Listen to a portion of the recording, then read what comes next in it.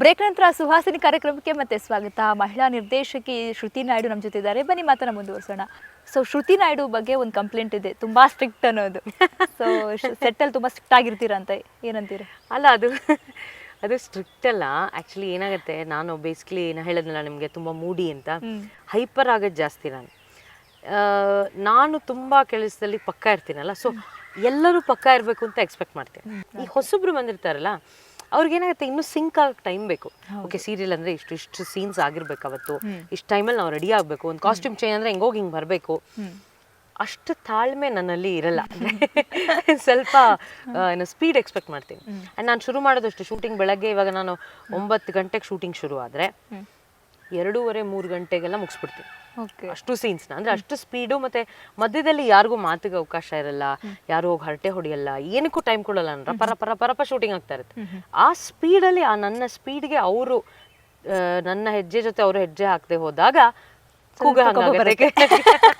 So basically ಸ್ವಲ್ಪ hyper. ಅದಕ್ಕೆ B V Radha ಅವ್ರು ಯಾವಾಗಲೂ ಹೇಳ್ತಾರೆ, ನೀನು ಕಾಮ್ ಆಗಿರ್ಬೇಕು ಶ್ರುತಿ, ನೀನು ಈ ಥರ ಬರೀ ಡೈರೆಕ್ಷನಲ್ಲೇ ಕೂಗಿ ಎಲ್ಲ ಎನರ್ಜಿ ಕಳ್ಕೊಂಡ್ಬಿಟ್ರೆ ಮುಂದೆ ಜೀವನದಲ್ಲಿ ಬೇರೆ ಏನೋ ಮಾಡೋಕ್ಕೆ ಎನರ್ಜಿ ಇರಲ್ಲ ನಿಂಗೆ ಅಂತ. ಓಕೆ. ಸೊ ಹಿರಿಯ ನಟ ನಟಿಯರ ಜೊತೆ ಕೆಲಸ ಮಾಡ್ಬೇಕಾರೆ ಹೇಗಿತ್ತು ಎಕ್ಸ್ಪೀರಿಯನ್ಸ್ ನಿಮಗೆ?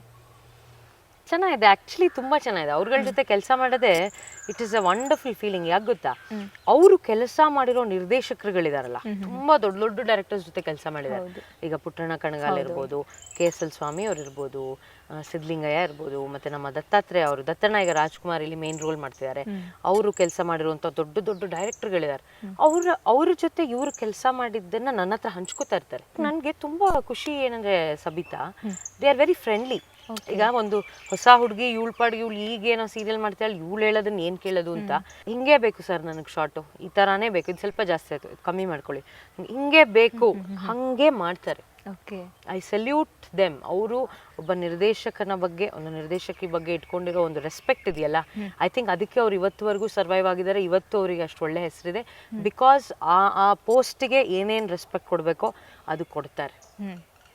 Hats off to them. ಅಂದ್ರೆ ಹಿರಿಯ ನಟ ನಟಿಯರ ಜೊತೆ ಕೆಲಸ ಮಾಡೋದಂದ್ರೆ ಒಂದು ಕಲಿಯೋಕೊಂದು ಅವಕಾಶ ಅಲ್ವಾ? ಅದೊಂದು ಎಕ್ಸ್ಪೀರಿಯನ್ಸ್ ಡಿಫ್ರೆಂಟ್ ಆಗಿದೆ. ಸೊ ನಿಮ್ಮ ಕೆಲಸದಲ್ಲಿ ತೃಪ್ತಿ ತಂದಿದೆ, ಖುಷಿಯಾಗಿದೆ, ಸಖತ್ತ ಬಂದಿದೆ ಸೀನಪ್ಪ, ನಂಗೆ ತುಂಬಾ ಇಷ್ಟ ಅದು ಅನ್ನಂಗೆ ಯಾವ್ದಾದ್ರು ನಿಮ್ದು?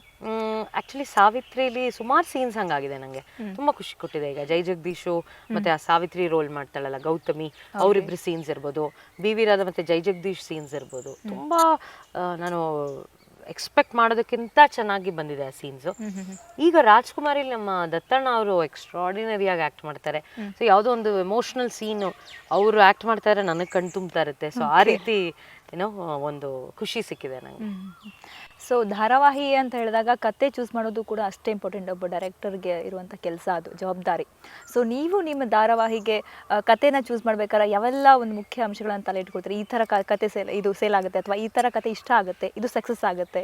ಸೇಲಬಲ್ ಕತೆಗಿಂತ ಯಾವುದನ್ನ ನಾನು ಚೆನ್ನಾಗಿ ಜನಕ್ಕೆ ಕಮ್ಯುನಿಕೇಟ್ ಮಾಡಿಸ್ಬೋದು ಆ ಕತೆನ ಚೂಸ್ ಮಾಡ್ಕೋತೀನಿ. ಇಟ್ಸ್ ನಾಟ್ ಲೈಕ್ ಒಂದು ಕತೆ ಹೋದ ತಕ್ಷಣ ಇದು ಜನಕ್ಕೆ ಇಷ್ಟ ಆಗುತ್ತೆ ಅನ್ನೋದಕ್ಕಿಂತ, ಈ ಕತೆನ ನಾನು ಜನಕ್ಕೆ ಚೆನ್ನಾಗಿ ಮುಟ್ಟಿಸ್ಬಲ್ಲೆ, ಈ ಪ್ರತಿಯೊಂದು ಸೀನು, ಪ್ರತಿಯೊಂದು ಎಮೋಷನ್ನು ಅವ್ರಿಗೆ ನಾನು ತಲುಪಿಸ್ಬಲ್ಲೆ ಅನ್ನೋ ಒಂದು ಕಾನ್ಫಿಡೆನ್ಸ್ ಬರುತ್ತಲ್ಲ, ಆ ಕತೆ ಚೂಸ್ ಮಾಡ್ತೀನಿ. ಓಕೆ. ಈಗ ಧಾರಾವಾಹಿಗಳಲ್ಲಿ ಒಂದು ನಮಗೆ ಅನ್ನಿಸ್ತಾ ಇರೋದು, ಆ್ಯಸ್ ಎ ವೀವರ್ ಆಗಿ ನಾನು ಕೇಳ್ತಾ ಇರೋದು, ಎಲ್ಲ ಧಾರಾವಾಹಿಗಳಲ್ಲೂ ಮಹಿಳೆಯರ ಕಣ್ಣೀರು, ಹೆಣ್ಮಕ್ಳು ಹತ್ರನೇ ಅಲ್ಲಿ ವರ್ಕೌಟ್ ಆಗುತ್ತಾ ಅಂತ ತುಂಬ ಜನ ನೋಡ್ತಾರೆ, ಅಥವಾ ಅತ್ತೆ ಸೊಸೆ ಕಾಟ ಕೊಡೋದು, ಸೊಸೆ ಅತ್ತೆನ ಗೊಳಿಕೊಳ್ಳೋದು. ಸೊ ಆ ಥರ ಧಾರಾವಾಹಿಗಳೇ ಒಬ್ಬ ಮಹಿಳಾ ನಿರ್ದೇಶಕಿಯಾಗಿ ನೀವೇನಂತೀರ? ಮಹಿಳೆಯರು ಬೇರೆ ವಿಭಿನ್ನವಾಗಿ ಮಹಿಳೆಯನ್ನ ತೋರಿಸ್ಬೋದಾ ಅಂತ? ಅಲ್ಲ, ತೋರಿಸ್ಬೋದು. ಅಂದರೆ ಇವಾಗ ಎಷ್ಟೋ ಸೀತಾರಾಮ್ ಸರ್ ಮಾಡೋ ಸೀರಿಯಲ್ಗಳಲ್ಲಿ ಕಮಿಷನರು, ACP ಅವರೆಲ್ಲ ಮಹಿಳೆಯರೇ. ಅಂದರೆ ಅವರವರು ಇವಾಗ ನೀವು ಆ ಥರ ಸೀರಿಯಲ್ಗಳು ನೋಡಿದಾಗ ಮಹಿಳೆಯರು ಸ್ಟ್ರಾಂಗ್ ಆಗಿರ್ತಾರೆ. ಇನ್ಯಾವುದೋ ಒಂದು ಕೆಲವು ಕೌಟುಂಬಿಕ ಧಾರಾವಾಹಿಗಳು ನೋಡಿದಾಗ ಅದರಲ್ಲಿ ವೀಕ್ ಅನ್ಸುತ್ತೆ. ಬಟ್ ಏನಂದರೆ, ನಾನು ಓದಿರೋ ನ್ಯೂಸ್ ಪೇಪರು, ಆ್ಯಕ್ಚುಲಿ ನಾನು ಆ ಥರ ನೀವು ಹೇಳ್ದಂಗೆ ನಾನು ಆ ಥರ ಎನ್ವೈರ್ಮೆಂಟಲ್ಲಿ ಬೆಳೆದಿಲ್ಲ. ಅದು ಅತ್ತೆ ಸೊಸೆ ಕಾಟ, ಅದೇನೋ ಟಾರ್ಚರ್ ಮಾಡೋದು, ವರದಕ್ಷಿಣೆ ಕೇಳೋದಿರ್ಬೋದು, ಇನ್ನೇನಿರ್ಬೋದು, ಊಟ ಕೊಡದೇ ಇರ್ಬೋದು, ಅದೆಲ್ಲ ನಾವು ನೋಡೇ ಇಲ್ಲ ಆ್ಯಕ್ಚುಲಿ. ಅದು ಇವಾಗ ಏನಾಗಿದೆ ಗೊತ್ತು, ಎಲ್ಲರೂ ಆ ಥರ ಕತೆ ಮಾಡಲ್ಲ. ಒಂದು ಸೀರೀಸಲ್ಲಿ ಹಂಗೆ ಬಂತು, ಹೆಣ್ಮಕ್ಳು ಅಳ್ಳೇಬೇಕು, ಹೆಣ್ಮಕ್ಳು ಟಾರ್ಚರು, ಹೆಣ್ಮಕ್ಳು, ಎಲ್ಲರೂ ಆ ಥರ ಕತೆ ಮಾಡಲ್ಲ. ಇನ್ನು ಕೆಲವು ಟೆಕ್ಸ್ಚರ್ ಬೇರೆ ಇರುತ್ತೆ ನನ್ನ ಪ್ರಕಾರ. ನಿರ್ದೇಶಕಿ ಆಗಿ ನೀವು ಅನ್ಕೊಂಡಂಗೆ ಈ ಥರ ಇಲ್ಲ, ಈ ಥರ ಬದಲಾವಣೆ ತರೋಣ, ಅಥವಾ ಈ ಥರ ಏನೋ ಚೇಂಜ್ ಮಾಡೋಣ, ಇದು ಯಾಕೆ ಹಿಂಗೆ ಮಾಡ್ಕೊಂಡ್ ಬಂದಿದ್ದಾರೆ, ಹಿಂಗೆ ಮಾಡಬಾರ್ದಾ ಅದೇನೋ ಅನಿಸೋದಿದೆಯಾ? ಅದು ಯಾವ ವಿಷಯಕ್ಕೆ ಅನಿಸಿದೆ ಅಂದರೆ, ಹಾ. ಈಗ ನಾನು ಸ್ವಲ್ಪ ನಮ್ಮ ಚಾನಲಲ್ಲಿ ಹೇಳ್ತಾರೆ, ಕಿರುತೆರೆ ರವಿಚಂದ್ರನ್ ಥರ ಮಾಡ್ತಿದ್ದೀರಾ ನೀವು ಶಾರ್ಟ್ಸ್ ಎಲ್ಲ ಅಂತ. ಹ್ಮ್ ಏನಂತೆ, ಈಗ ನರಸಿಂಹರಾವ್ ಸಾವಿತ್ರಿ ಮಧ್ಯ ಒಂದು ಫಸ್ಟ್ ನೈಟ್ ಸೀನ್ ಇತ್ತು. ಹ್ಮ್ ಆ ಫಸ್ಟ್ ನೈಟ್ ಸೀನಲ್ಲಿ ಏನಾಯಿತು, ಅವರು ಹತ್ರ ಆಗಿದ್ದಾರೆ ಅಂದರೆ ಆ ವಯಸ್ಸಿನ ಅಂತರ ಇತ್ತು ನರಸಿಂಹ ಜೈ ಜಗದೀಶ್ಗೂ ಆ ಹುಡುಗಿ. ಅವಳು 19 ವರ್ಷದ ಹುಡುಗಿ, ಇವರು 50 ವರ್ಷದ ವ್ಯಕ್ತಿ. ಓಕೆ. ಆ್ಯಕ್ಚುಲಿ ಅವರಿಬ್ಬರು ಮಾತಾಡ್ತಾನೆ ಇರಲ್ಲ, ಅವ್ರು ಪಡಗೋರು ಇರ್ತಾರೆ, ಯಾವುದೇ ರೀತಿ ಅವರಿಬ್ಬರ ಮಧ್ಯೆ ಒಂದು ಕ್ಲೋಸ್ ರಿಲೇಶನ್ಶಿಪ್ ಇರಲ್ಲ. ಫಸ್ಟ್ ನೈಟ್ ಸೀನ್ ಇತ್ತು. Okay. So I wanted to show those emotions. ಏನಾಯ್ತು ಒಂದು ಅವ್ರು ಹಿಡ್ಕೊಂಡಾಗ ಏನಾಗುತ್ತೆ, ತಬ್ಕೊಂಡಾಗ ಏನಾಗುತ್ತೆ, ಮುತ್ಕೊಟ್ಟಾಗ ಏನಾಗುತ್ತೆ. ಸೊ ಆ ರೀತಿ ನಾನು ಸ್ವಲ್ಪ ಓವರ್ ದ ಬೋರ್ಡ್ ಮಾಡ್ತೀನಿ ಸೀನ್ಸು.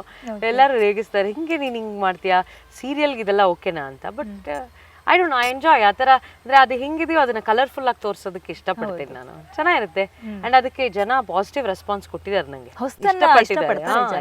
ಬದಲಾವಣೆ ಸೊ ಮೇಡಮ್ ಜೊತೆ ಮಾತ್ರ ಮುಂದುವರಿಸ್ತೀನಿ. ವೀಕ್ಷಕರೇ, ನಾವು ಮಾತಾಡ್ತಾ ಇದ್ದೀವಿ ಶ್ರುತಿ ನಾಯ್ಡು ಅವ್ರ ಜೊತೆಗೆ. ಮತ್ತಷ್ಟು ಮಾತಾಡೋದಿದೆ, ಒಂದು ಚಿಕ್ಕ ಬ್ರೇಕ್ನ ನಂತರ ಮುಂದುವರಿಸೋಣ.